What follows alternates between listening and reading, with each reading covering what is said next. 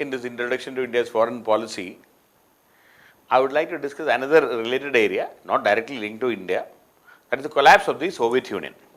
How Soviet Union or what went wrong, such a massive country with so much of resources and an authoritarian government, the collapse of Soviet Union or the USSR. How or what went wrong finally? In fact, the Russian Revolution took place in 1917 and it continued till 1991. So almost 70 years or more than 70 years it survived, but finally, because of its own weight, the problems, the inner contradictions and the internal contradictions, the whole thing collapsed, and Soviet Union was collapsed, and it gave birth to 15 new countries, including Russia. Russia is the biggest among that from the Soviet Union which came out. 15 new countries emerged. And so what went wrong and what led to the collapse of the Soviet Union? So there are many factors involved in it.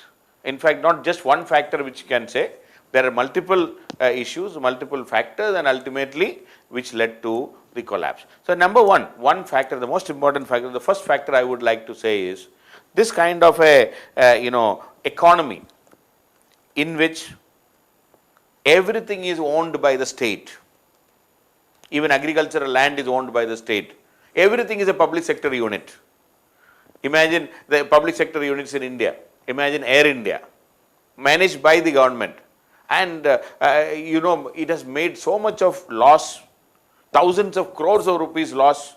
Every month the government, it seems, is infusing 500 to 600 crore rupees for it just to float, just to survive. The average loss is 5 to 6,000 crores per year. But still, Air India is surviving.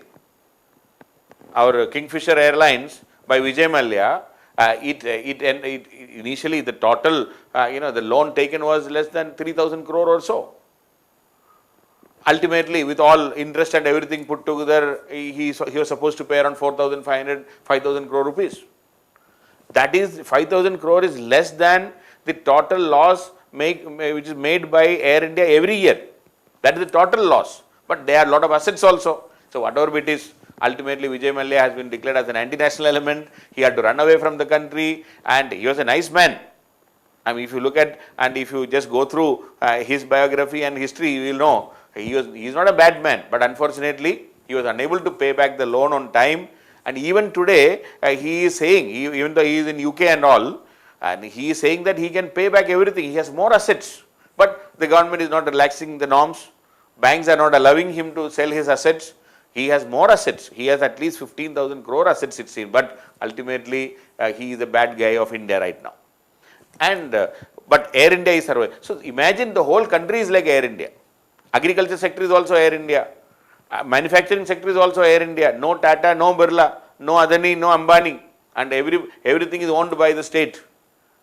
And you can imagine, see, the biggest tragedy in such an economy is there is no incentive for hard work. If you are sincere, if you are willing to work hard, you will not, a person who is not working and a person who is working, both are getting the same reward. No reward for your good work, no incentive for hard work. That is the biggest problem. So that has created a situation whereby in the next 70 years, this productivity was almost become zero, or rather no productivity or very little So efficiency, there is no efficiency in the system.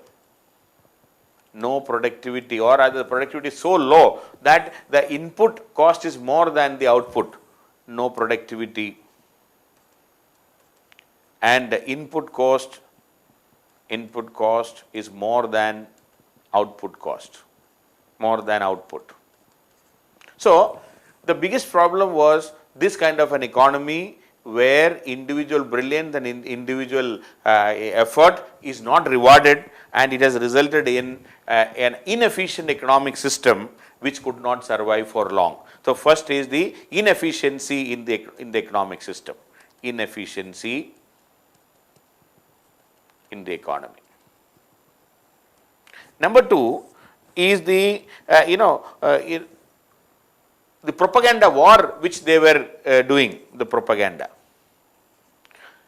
to promote this kind of Soviet model. They were supporting the client states in the East European countries. They were supporting Cuba. They were even promoting a lot of promotion literature and showcasing the Soviet Union across the world, including India. India was a friendly country to Soviet Union. So we had a series of Soviet literature. So they were doing propaganda beyond their means. They were spending beyond their capacity. They were unnecessarily, there is nothing to eat at home, but still they were promoting and projecting as if Soviet Union is a heaven. And they were promoting and supporting the East European countries like Cuba, various communist and socialist regimes across the globe. Even a friendly country like India, plenty of support and money was pumped into countries like India.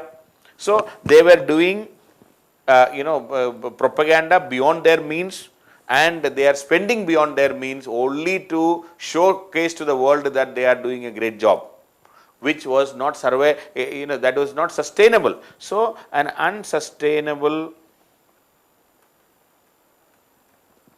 propaganda war and spending outside Soviet Union, outside USSR. Unsustainable propaganda and spending outside the Soviet Union was a big tragedy. So over the years, 70 years, so it kept on accumulating, and a stage came whereby there is further no money for doing all these activities. Number three, the economic failure of in general socialism and corruption. Okay, in fact, corruption resulted in a social deprivation. Social deprivation. The economic failure of the socialism, that means they were not able to produce enough. Then corruption of the top leadership, and resulting in social deprivation. People were deprived of their basic needs and rights.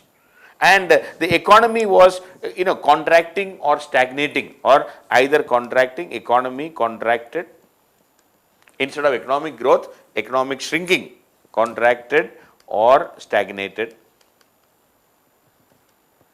Contracted or stagnated. And the planners, see, in fact, Soviet Union was famous for the planning, and the planners were sitting in Moscow and planning for such a vast country, 11 time zones.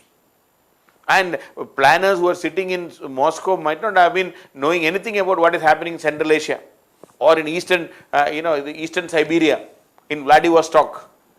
So the centralized planning has serious limitation. And the fourth point I would like to add here is the centralized planning failed to plan for the whole country. See, in India also, when the center is trying to control everything, when the center says whether you open liquor shop in Kerala or Tamil Nadu during Corona time or in Punjab, see, these things should not be decided by the center. It should be decided by the local authorities. So, center may be seeing one aspect of it, but there may be many dimensions of it. Unfortunately, centralized planning can have its own serious limitation. A fit one solution for all problems cannot be there. So this was a problem in Soviet Union. Everything was centrally planned, and the planners were not able to make out, and they were not able to understand what is required for various places, such a vast country, 11 time zones. Even today, after collapse of the Soviet Union also, Russia is the largest country in the world, spread across 2 continents, Europe and Asia, and they failed in the centralized planning. Another big failure was that their focus was on heavy industries. And they believed in the trickle down, hypothesis. But the reality is, they should have been focusing also on the light industries, the consumer good, the food industry, consumer goods. They did not do. So the industrial growth and development was not in sync with the aspirations of the people. The people, see, you have big machineries, but not something, a simple thing like a mixer grinder at home, imagine. So, this kind of focus on heavy industry to the neglect of the consumer good, the food industry and all, kept a gap. The industrial revolution, industrial development was not benefiting the common man. So, the focus of heavy industry was a problem. Then, the ruling class, the corruption and the ruling class becoming tyrannical. The ruling class become tyrannical or authoritarian, and they started caring for themselves. Corrupt, authoritarian and caring for themselves. Not caring for the people and the problems of the people. So that happens everywhere. And this concept of protect your interest first and then only you will protect others' interests, that happened everywhere in authoritarian governments over a period of time, 60, 70 years, all that social commitment have gone, personal interest have taken precedence over the social commitment, which people are again getting alienated. And finally, this whole political and economic setup disturbed the psyche of the average Soviet person. So, this whole economic and political setup, the whole economic and political disturbed the average life,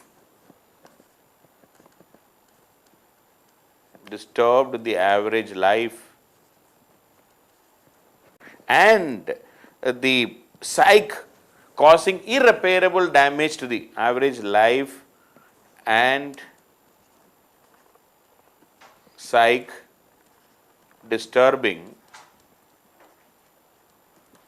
the the average life of the people and creating an irreparable damage in the society, creating irreparable damage in the society, creating irreparable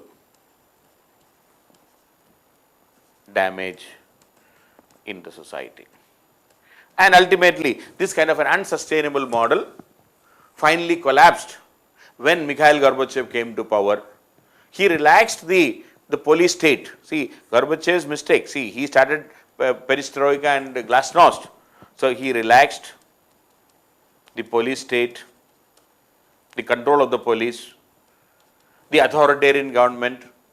He allowed some sort of democracy. He allowed people to express their view. When he started allowing people to express their view, they said it full. They did not keep anything. I mean, so naturally the frustration which was there, the 70 years of bottled up emotions has started coming out. And this was uncontrollable. This perestroika and glasnost, he started in good intention so that the people can express themselves. The monopoly of the Communist Party he wanted